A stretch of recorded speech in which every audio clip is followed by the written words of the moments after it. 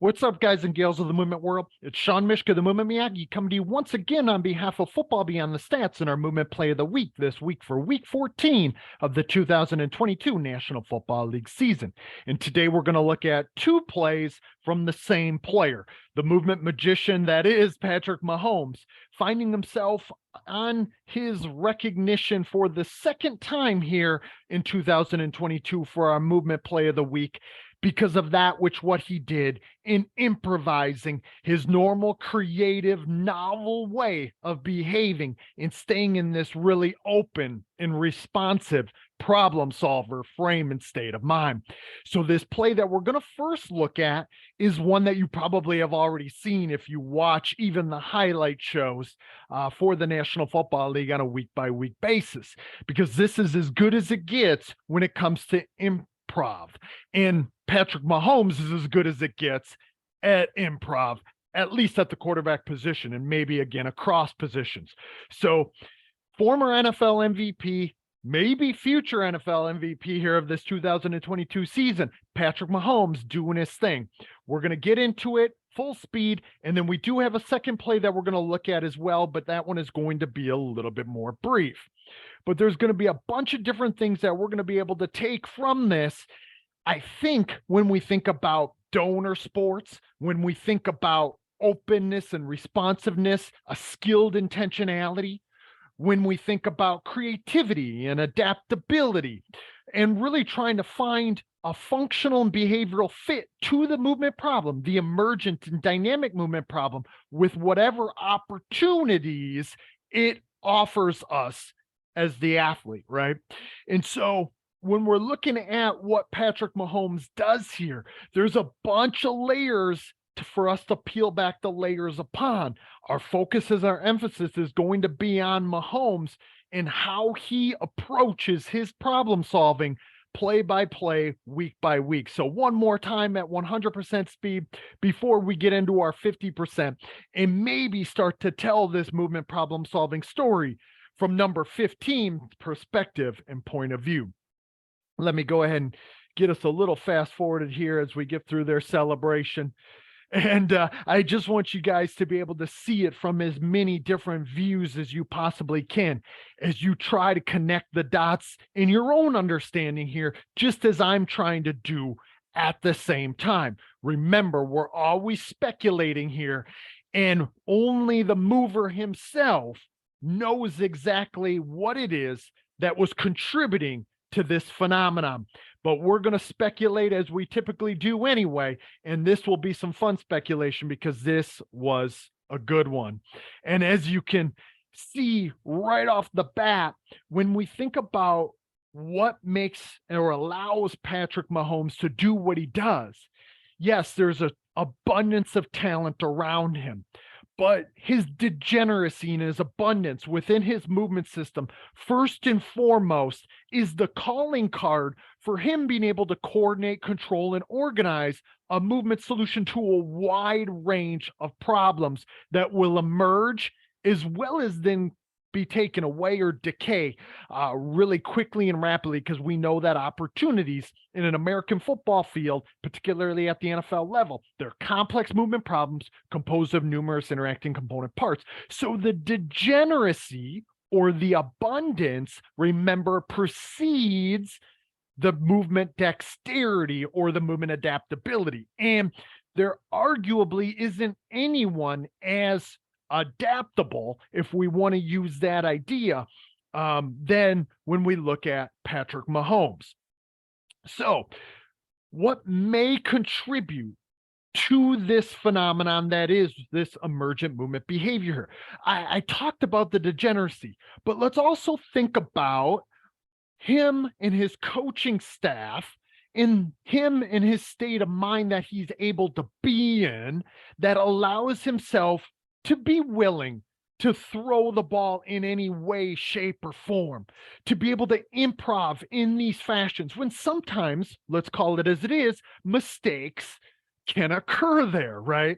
Like if you're out there creating and you're just trying to kind of play around with some things kind of in a backyard type of fashion, you might find your way into a dysfunctional movement behavioral fit, as he sometimes does. Yesterday, he had a number of turnovers, which probably could be attributed to this same gunslinger type of mentality. But Patrick Mahomes isn't a gunslinger in the form of maybe a Brett Favre from back in the day. Patrick Mahomes has a more attuned and sensitive nature to the opportunities. And that's what we're going to find here when he finds Jerick McKinnon. Sorry for the ramble there, but I felt as though it was necessary for us to think about what allowed this to emerge.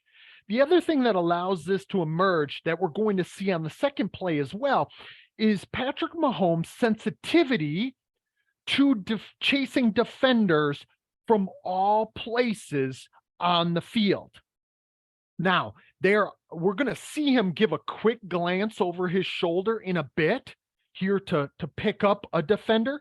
But at this point, he's being flushed out of the pocket with an intention to pick up maybe the 2 yards, but realize that when Patrick Mahomes runs, he's a passer until he needs to be a runner, okay?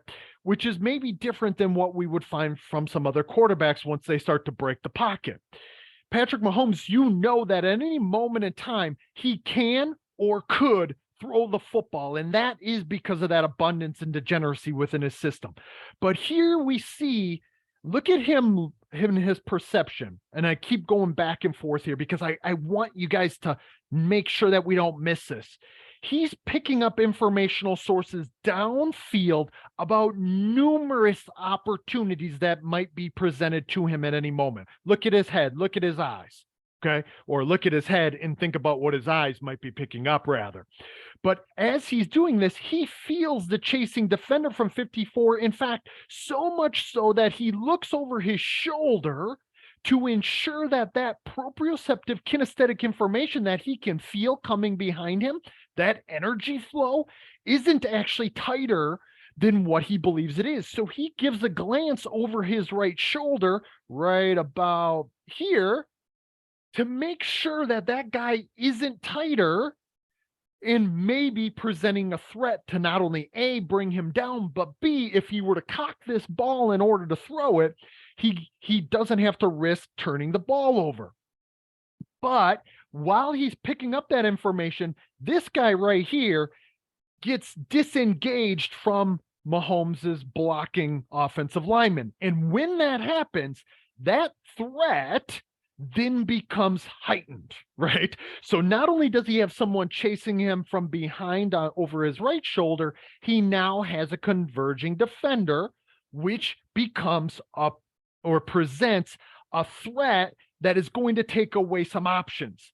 Right now, I believe that Patrick Mahomes believes that it's really just about picking up this 2 yards on 3rd and 2, right? We want to move the sticks. That becomes our local intention at that moment. But Patrick Mahomes and his constant adaptability within adaptability, frame and state of mind, sees number one, Jerick McKinnon, former Minnesota Viking here, and now has found his way as a playmaker for the Kansas City Chiefs. He being McKinnon, has to always be ready for Patrick Mahomes to throw this ball. And any skill player on the Chiefs, more than any other skill player across the other 31 teams, you must always be open and responsive yourself, knowing full well that a ball could come at any moment in time, which it does, in a very novel, very creative way of coordinating and controlling this movement solution. What's the movement problem? Obviously, your player, your skill player, your receiver is releasing out of the backfield now into space. And he being Mahomes, realizes that he drew this defender. Let me, if I get I haven't even drawn yet today, which is unfortunate. He gets this defender right here, moving in a way to knowing that Mahomes is going to be a risk or a threat to run the ball and pick up this 2 yards.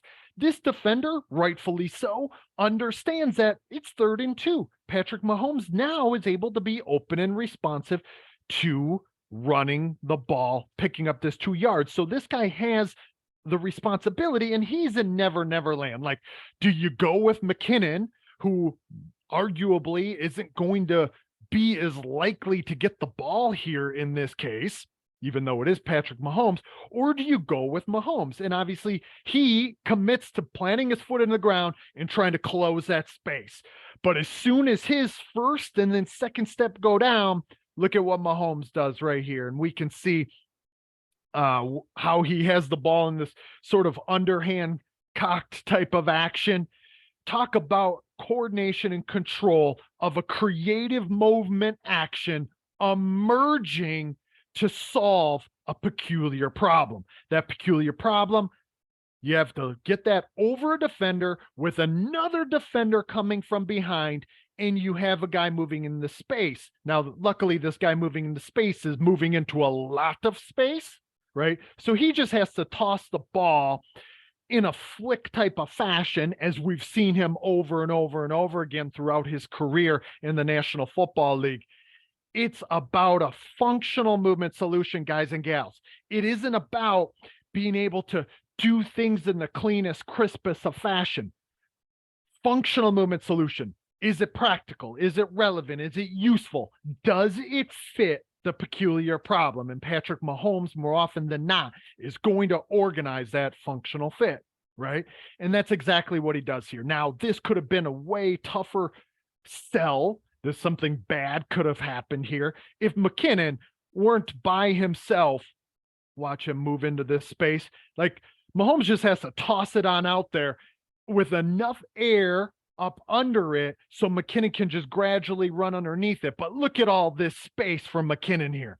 Okay. So this wasn't a tough throw per se, but yet it was, right? Like, let's call it as it is here, because he's just flick of the wrist, underhand, and tosses it out there for McKinnon to run up underneath, all while having a converging defender on him on one side and a pursuing defender from behind on the other. So let's fast forward, see it from a number of other angles. And I want you to think about, remember, the integrated, intertwined nature of perceptions, cognitions, and actions. See how they intertwine, see how they are interwoven with one another, entangled, if you will, what he picks up and how that contributes to how he might act. There you see that glance over his shoulder that I alluded to earlier that we don't want to miss. He actually gets that update. Who's there? Where is he? How close is he? And then, of course, he has this other defender,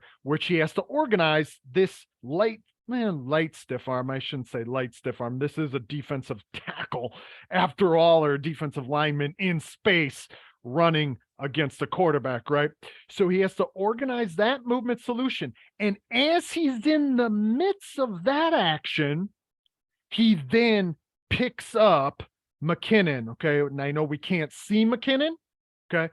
But he picks him up downfield while he's in the midst of this stiff arm. Remember, perceive to act, act to perceive, constantly intertwined and interwoven here. And the best adapters, the most dexterous of performers, are able to continue to be in the midst of one action and perceive the opportunities for subsequent action, right? And that's exactly what he does right here. Flicks the ball, and I didn't realize that was Justin Simmons, number 31, former all movement team member at the safety position here, that he ends up getting to get drawn up to him and has to flick the ball up over his shoulder or over his outstretched arms to Jerick McKinnon here. Let's see. It's going to give us another view before we go to the second play here today. Here we see it again. This other view, there's Simmons just over his outstretched arms and right into the hands of Jerick McKinnon, who is out in space by himself. And when Jerick McKinnon gets in space, that is the best place for him to be, as opposed to tight traffic. You want a guy who has this type of athleticism out in that open space. So let's go ahead and get on over to our second play here, if we could. Let's see. Oops. Sorry about that.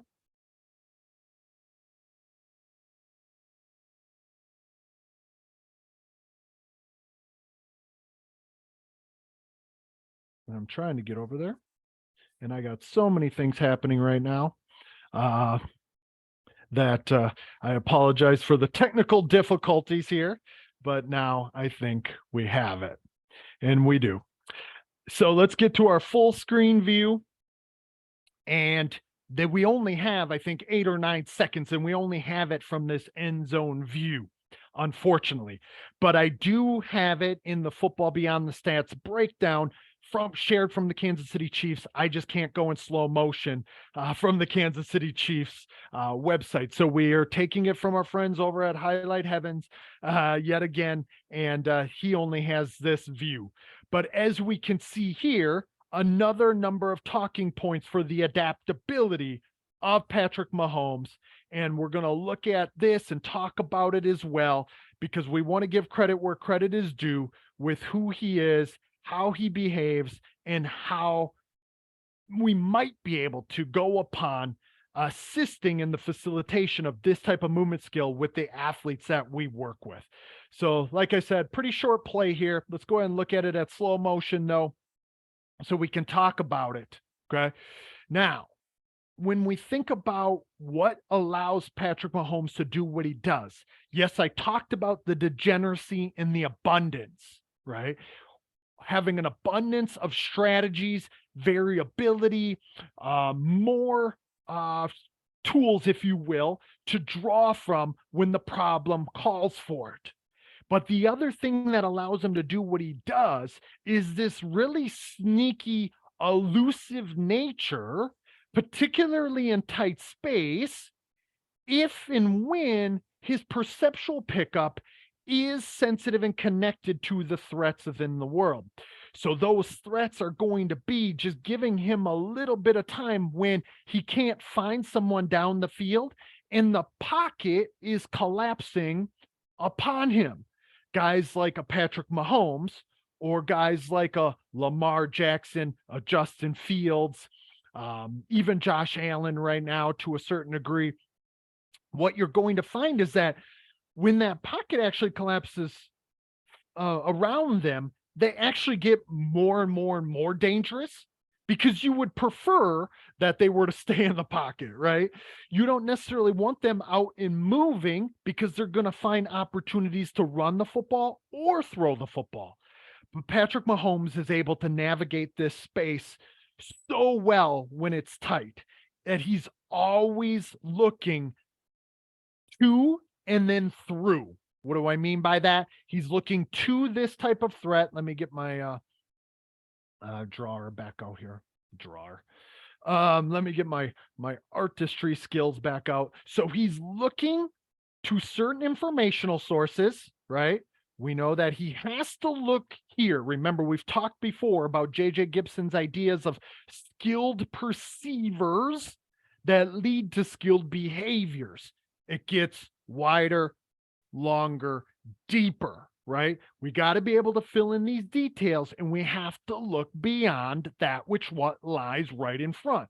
Particularly if you were going to make a play as an NFL quarterback in this type of scenario and situation, you get stuff collapsing up to you or in front of you that becomes highly threatening. A lot of times, the lesser skilled individual is going to become really overly fixated right there. But instead, the more skilled performer is going to be able to look beyond this. So, where else would he be looking? So, subsequently, looking deeper as to what lies beyond. Now, not in the case of to throw the football, as we might find with a skilled mover in traffic, say a Nick Chubb, a Josh Jacobs, so on and so forth, right? But in this case, the quarterback to throw the ball. Okay. And look at his movement actions in correspondence, in close relation to the perceptual information. This is Jewel, I think, moving in this way, closing that space. And what happens? Behavior affords behavior. What we see is that Patrick Mahomes just subtly in a really ownership type of fashion while still looking to act and behave, just moves to his left. Jewel goes, and what does Patrick Mahomes do? So we see um, Jewel, number 47, starts to move back this way, and Patrick Mahomes says, "You know what? I got a guy coming here as well. I'm just going to turn, pivot, and move in a slightly cat and mouse behavior affording behavior type of fashion, right? All while looking for an opportunity to throw the ball. And he turns his shoulders completely, which in most cases, for most quarterbacks, isn't a good thing. He turns around and sees, because when I say it isn't a good thing for most quarterbacks should probably be looking to just get rid of the ball or do something with it to try and live to play another down, right? Not Patrick Mahomes. When you have his action capabilities, you find a way as he picks up Jewel now, but again, turns his shoulder, looks to his left, sees Jewel, but it's not just about Jewel. As he sees what else is out here, okay? And what he sees is out here is Juju Smith-Schuster right down here, right? Covered at the moment. So Patrick Mahomes says in his very skilled intentionality, his adaptable nature, which helps him remain open and responsive, that if I can just buy a little bit more time, my guy might come open. And he does that just enough, right? And Jewel is still chasing him, much to his chagrin, begins to bring him down. Like, look at this position that Patrick Mahomes is in. Talk about degeneracy, talk about abundance, and talking about creativity and novelty. This is not a platform that most people find themselves in that are then able to still throw a ball in a strike in the National Football League, right? Taking a shot from three dudes, right?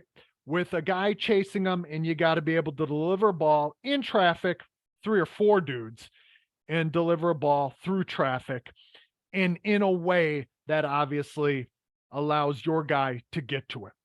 So a number of different things that we want to be able to think about that allows Patrick Mahomes to do what he does. Now, I'm not suggesting that we can just go about and create another Patrick Mahomes through these ideas. But what I am saying is that we should offer the athletes a greater canvas of these ideas if we're a football position coach or coordinator, or if you're a movement skill acquisition coach. There's a lot of lessons that we can take from what Patrick Mahomes does and how he does it. If we're going to chase abundance and degeneracy and adaptability and creativity and novelty, our learning environments have to give them the opportunities to explore and search and discover ways of interacting. The other thing, if we were to look at that first play, when I watch it, I'm thinking about sports like maybe basketball as a donor sport, or throwing the ball in the infield as a baseball player, thinking about how those types of sports and maybe some of the off platform type of positions and throws that one would be able to make, particularly like think about a point guard in space with moving defenders and moving teammates. That's really the way that it looked and felt and unfolded for me. And so when you think about this, think about what types of scenarios and situations we might be able to set up within practice that actually allows an athlete to explore, search, and discover what types of strategies might be functional, what could be useful. And of course, Patrick Mahomes has afforded that opportunity really throughout his career with some of the people that he's partnered with, as well as then the programs that he's been a part of at Texas Tech, and then now with Andy Reid, giving him that ownership to be able to do that. I realize that not all athletes are afforded this opportunity to go out and create in the way that Patrick Mahomes does. But yet, we want athletes to widen their toolbox. So they're having greater breadth within that toolbox to find ways of solving a wider variety of movement problems.